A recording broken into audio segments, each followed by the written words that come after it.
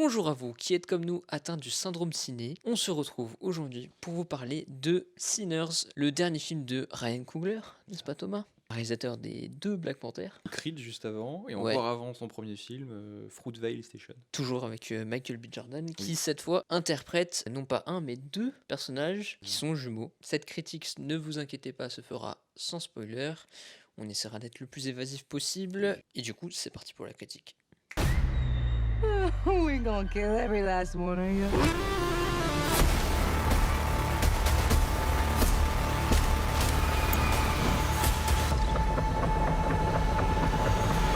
Et du coup Thomas, de quoi ça parle, Sinners?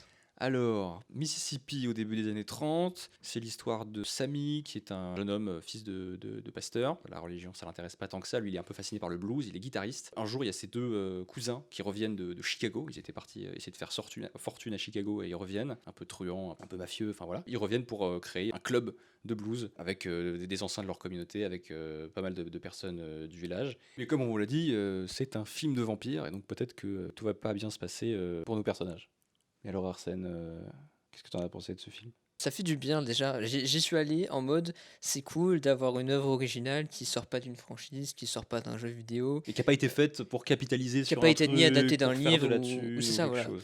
Il y a un côté Euh, perso. Bon, ça s'inspire librement d'un d'un- scénario oui, que Tarantino a écrit pour un film il y a longtemps, Une nuit en enfer, voilà, qu'on n'a pas vu, parce que flemme. Mais oui, globalement, il y a un kiff un peu de, ok, on tente un film, et puis on dit film de vampire qui se passe au sud des États-Unis et tout. en Donc, 1930. voilà, dans les années 30 et tout. Et je m'attendais du coup à être un peu surpris et d'avoir un film un peu cool à suivre, un peu à la Get Out, qui avait surpris un peu tout le monde. Donc je m'attendais à ça un peu. Et finalement, quand bien même le film a des qualités, on va en parler, je trouve le film assez moyen ou juste déséquilibré et malheureusement pas bien écrit et pas clair sur ce qu'il veut raconter. Je trouve ça dommage parce que le film a vraiment des super scènes, des bonnes idées où il prend son temps à bien caractériser les persos. On est vraiment bien dans cet univers, à faire la fête, à prendre du plaisir. La photo est assez bien bossée, le son aussi, la musique aussi. Mais on reviendra sur ces petits détails qui m'ont un peu Hmm.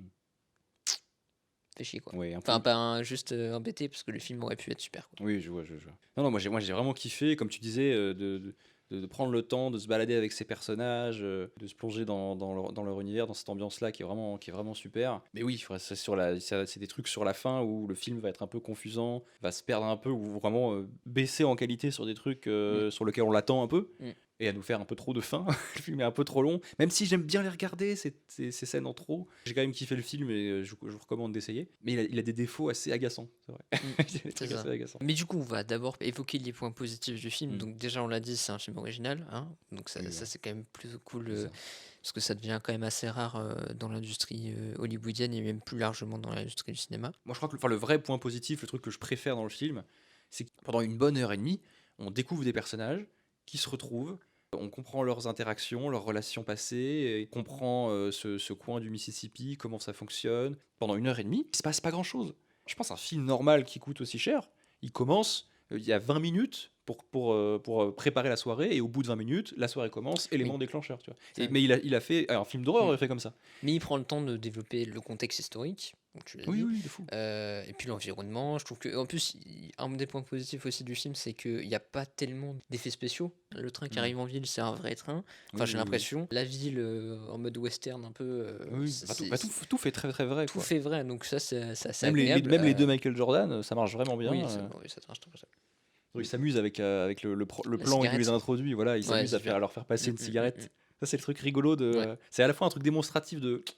C'est fort quand même. Ouais, ouais, parce C'est qu'on fort, on connaît la technique. technique, on sait un peu comment ça se Oui. fait, mais ça reste toujours assez Oui, c'est ça. surprenant et c'est plutôt bien fait. Et effectivement, le Michael Jordan, il a un charisme qui est cool. Et puis, Oui, oui, oui, trop fort. Le fait qu'on découvre tous ces personnages, ça fait que le film va devenir très très très précis sur plein de choses. Moi, c'est une scène que j'aime beaucoup. C'est un des deux jumeaux joué par Michael B. Jordan qui gare sa grosse bagnole dans la ville. Et il demande à une gamine de la surveiller.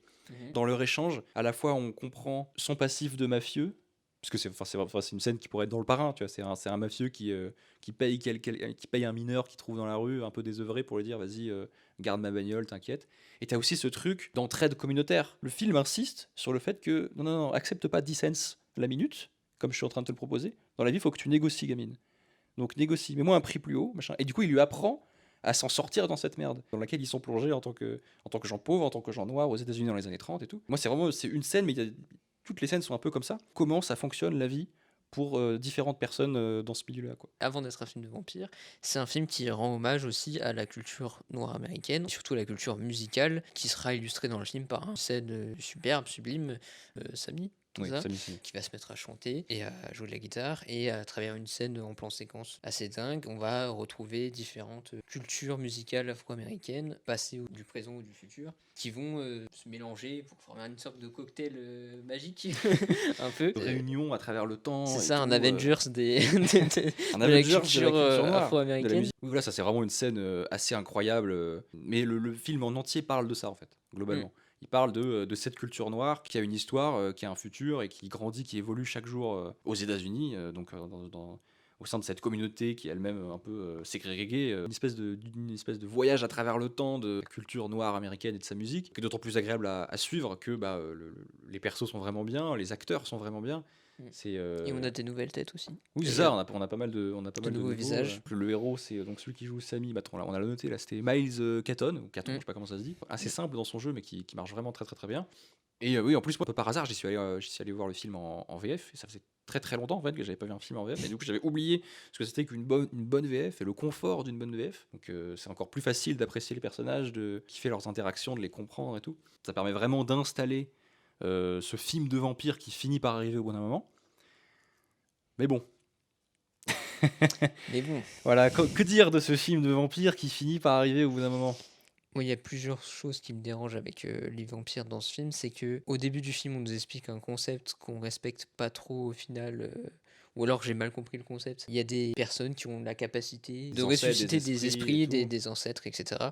à travers la musique. Et je pensais que les vampires allaient arriver à ce moment-là.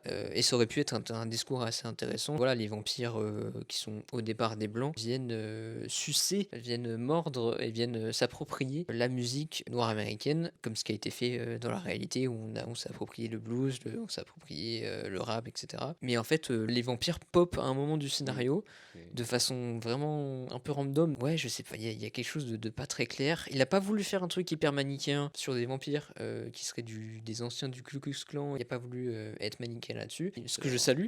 Mais du coup, il a voulu faire un truc un peu plus nuancé, mais j'ai pas saisi ce qu'il voulait me raconter. Et l'action avec les vampires est pas si fou que ça, pas si bien filmé. T'as plein de moments de discussion avec les vampires, mais je sais pas trop ce qu'il veut me raconter avec. Voilà, c'est vraiment le bémol, sauf que le bémol, c'est le genre du film, c'est l'action du film, et c'est le discours du film que j'ai pas compris, quoi. Donc oui, c'est ça. tout ça fait que t'as des scènes cool, t'as des thèmes cool, mais dommage, quoi. Enfin, oui, tout n'est pas contrôlé. Ça fait que le film est moyen, quoi. Bon, tu forces, mais oui. Non, je suis désolé. Bah, tant pis, ce sera ton avis. On se retrouve avec des super personnages qu'on a kiffé pendant. Ça fait 1h30 qu'on les découvre, qu'on apprend à connaître, à comprendre leurs interactions, à s'attacher à eux.